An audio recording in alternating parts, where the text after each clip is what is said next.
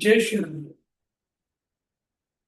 आपण गेले 72 दिवस श्री ब्रह्मचैतन्य गोंदवले महाराज यांच्या प्रवचनांचं पुस्तक असतं. आज 73 दिवस. ब्रह्मचैतन्य गोंदवलेकर महाराज हे गोंदवले सातारा महाराष्ट्रातील एक संत ज्यांनी श्रीरामाच्या नावाचा शिकवण केला आणि श्रीरामाच्या नावाची माहिती सगळ्यांना साध्या सोप्या भाषेत त्यांनी सांगितलं. तर ज्या लोकांना माहिती नाही त्यांच्याकरता नामस्मरण हे किती महत्वाचं आहे हे त्यांनी या 365 दिवसांच्या प्रवचन पुस्तकात शेअर केलेलं. म्हणजे प्रत्येक दिवसासाठी एक पान असे पूर्ण वर्षाकरता 365 दिवसांसाठी 365 पान म्हणजे प्रवचनांसाठी लिहिलेलं आहे. आणि या पुस्तकाचं जे एक पान म्हणजे एक दिवस चे वापरच 3 ते 4 मिनिट लागतात. स्लो असेल तर 5 मिनिट. नाम कुठे घ्यावं, कधी घ्यावं, कुठे घ्यावं, कसं घ्यावं, काय घ्यावं, त्या नामाचे फायदे काय हे त्यांनी अतिशय सोप्या भाषेत या प्रवचन पुस्तकात आपल्याला शेअर केले आहे. आणि नाम देताना कोणत्या प्रकारच्या धर्माची, जातीची, पंथाची, तुमच्या वयाची, तुमच्या शिक्षणाची, तुमच्या शैक्षणिक क्षमतेची, तुमची आर्थिक स्थितीची, स्त्री असाल, पुरुष असाल, तुम्ही लहान असाल, तुम्ही यंग असाल, तुम्ही वयस्कर असाल, तुम्ही सकाळ, दुपार, संध्याकाळ, रात्री झोपायच्या अगोदर, सकाळी झोपून उठल्यानंतर, चालताना, बसून, झोपून, प्रवास करताना, नळ करताना, कोणत्याही ठिकाणी नामस्मरण तुम्ही कधी करू शकता. नाही कितीही वेळ करू शकता. पण 1 मिनिटाला नामस्मरण करा. तुम्ही 1 माळ करा, तुम्ही 10 माळा करा, तुम्ही 10 तास करा, तुमची इच्छा. इतपत सोपं कुठच्या प्रकारचं कर्मकांड नसलेलं एकमेव सोपं साधन म्हणजे नामस्मरण. आता या नामस्मरणाने काय फायदा होतो? आपण जी माणसं आहोत, म्हणजे प्राणी आपण म्हणू शकतो, सगळ्यांनाच इगो म्हणजे अहंकार असतो. आणि हा अहंकार बघतो सगळ्यात सोपं साधन म्हणजे नामस्मरण. नाम म्हणजेच देव, देव म्हणजेच नाम. इतपत संतांनी सांगितलं. आजचं हे 73व्या दिवसाचं जे वाचन आहे ते आपण करतोय आणि त्याचं शीर्षक आहे आजचं परमात्म्यावर पूर्ण निष्ठा पाहिजे. आई करता रडत असलेल्या मूल आई भेटल्याशिवाय रडणे थांबवत नाही. त्याचप्रमाणे साधना करता, आनंद करता रडणारा आपला जीव परमेश्वर प्राप्त झाल्याशिवाय शांत राहू शकत नाही. म्हणून प्रपंचाची काळजी न करता परमेश्वराची प्राप्त कशी होईल याची काळजी करा. म्हणजे आपल्याला परमेश्वर मिळाल्यानंतर जो आनंद, जी शांती मिळते ती प्रपंचाच्या कुठच्याही गोष्टीने मिळू शकत नाही. म्हणूनच नामस्मरण करावं. आणि भगवंतावर संपूर्ण निष्ठा ठेवल्याशिवाय आपली प्रपंचाची काळजी न होणार. सर्व जगताची लोक जगतासोबत धारण करतात तर आपलं तो आपलं फलन नाही तर करणार. तर लोक याच्यामध्ये असे प्रश्न विचारतील तर जर तोच सगळं करतो तर मी खरं देखील कशाला करतो? त्याने काहीचं जेवण द्यावं, त्याने मला असंच काहीचं घर द्यावं, त्याने मला असंच कपडे द्यावे, बऱ्याचशा गोष्टी द्याव्या. हो, देतो, पण मी कर्म केल्यानंतर फळाची अपेक्षा न करता जे चांगल्या विचाराने केलेले कर्म असतात त्या कर्माचं देखील तुम्हाला मिळतच असतं. हेच याचं महात्म्य आहे. प्रत्येक गोष्ट त्याच्या सत्तेने तुम्ही लक्षात ठेवायचं. प्रपंच कधीही फरक होणार नाही. हे भगवंतावरची निष्ठा मात्र शेवटच्या श्वासापर्यंत असणार. म्हणजे जोपर्यंत आपला प्राण आहे, जोपर्यंत आपले जीवन आहे, तोपर्यंत आपण नेहमीपणे देवाच्या नावाचं स्मरण करायला पाहिजे. त्याचं स्मरण करायला पाहिजे. तुम्हाला एवढं नाही बोलता येत नसेल त्याचं नाव, पण मनात फक्त त्याचं नामस्मरण करायला पाहिजे.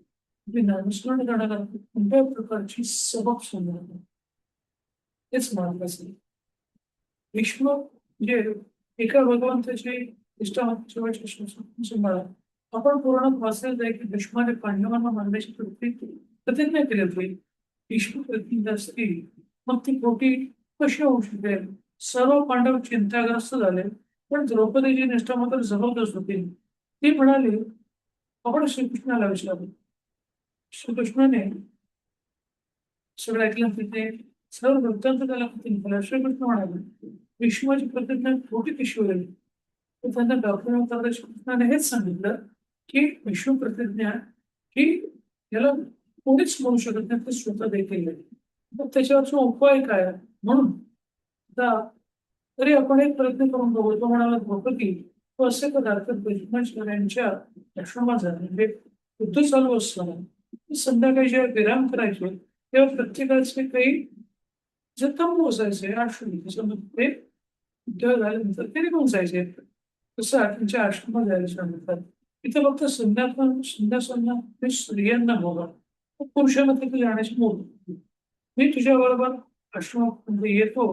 त्यानंतर श्रीकृष्ण द्रौपदीला घेऊन भीष्माचार्यांच्या आश्रमामध्ये गेले आणि बाहेरच तिथे अलंकार व इतर वस्तू सांभाळायला लागले. म्हणजे श्रीकृष्ण आत्मने गेले ना, त्यांनी द्रौपदीला सांगितलं तो त्या भीष्माचार्यांच्या आश्रमात तर त्यांच्याकडे आत्मने जातो.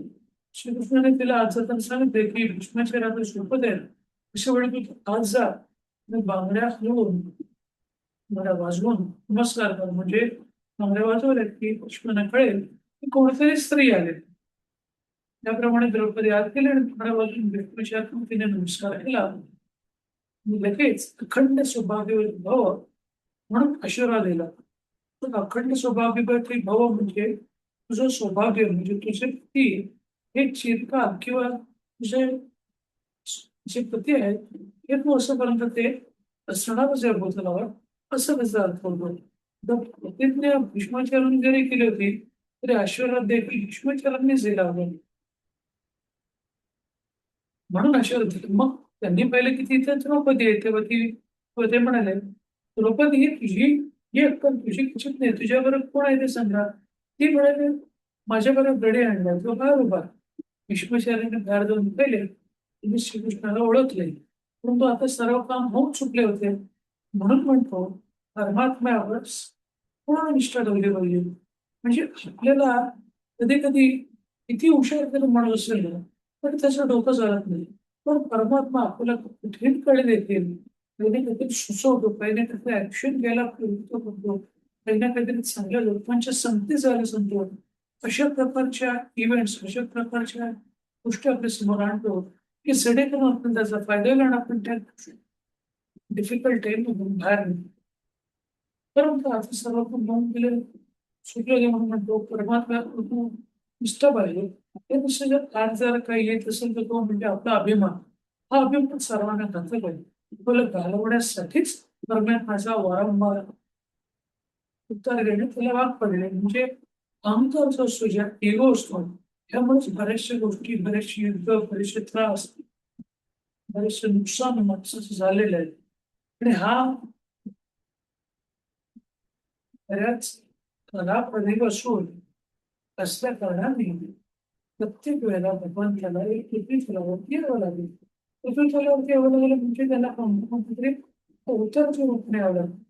कधी कधी अवतारांमध्ये कधी कधी साधू किंवा संन्यासांच्या किंवा संतांच्या रूपामध्ये देखील ते आलेले आहेत.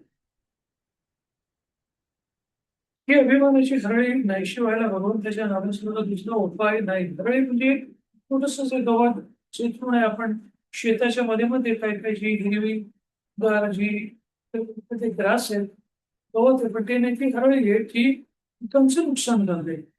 ही अभिमानाची हरळी नाहीशी व्हायला भगवंताच्या नावासारखा दुसरा उपाय नाही.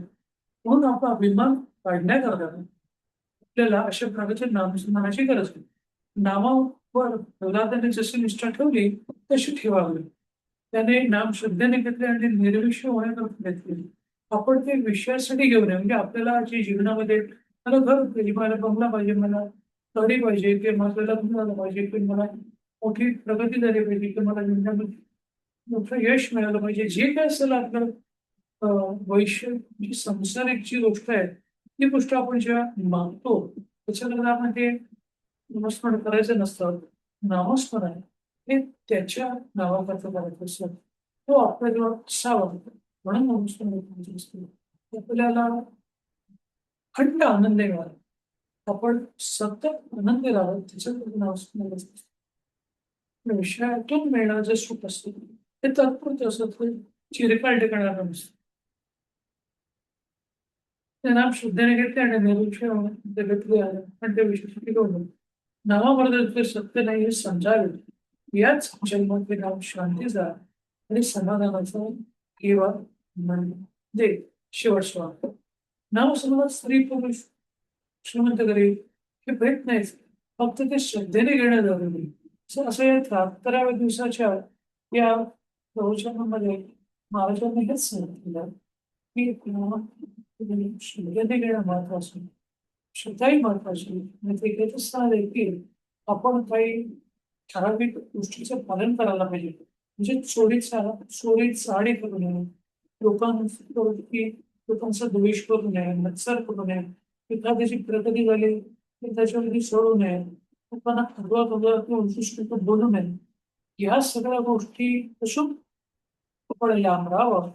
नेहमी लोकांशी चांगलं बोलावं, लोकांविषयी चांगला विचार करावा, लोकांना मदत करावी, लोकांमध्ये चांगलं बोलावं. या सगळ्या गोष्टी सगळ्या स्मृतीने फॉलो करायच्या आहेत. नामस्मरणासारखे सगळ्यात सोपी, सुटसुटीत, बिनखर्चाची ते कमी खर्चाची किंवा बिनखर्चाची जे काही कमी खर्चाची गोष्टी त्यांनी आपल्याला करायला सांगितली. तर आपण 11व्या श्रीरामाच्या नावाचे शब्द श्रीराम श्रीराम श्रीराम श्रीराम श्रीराम श्रीराम श्रीराम श्रीराम श्रीराम श्रीराम श्रीराम श्रीराम. धन्यवाद. हे 73व्या दिवसाचं असे प्रवचनाचं वाचन झालं असं तुम्ही श्रवण केल्यावर तुमची म्हणतात. तुमचा उर्वरित दिवस असाच आनंदाचा सुखाचा आणि करण्यावर हीच श्रीरामच्या इच्छेवर करतो. जय श्रीराम, जय श्रीराम, जय श्री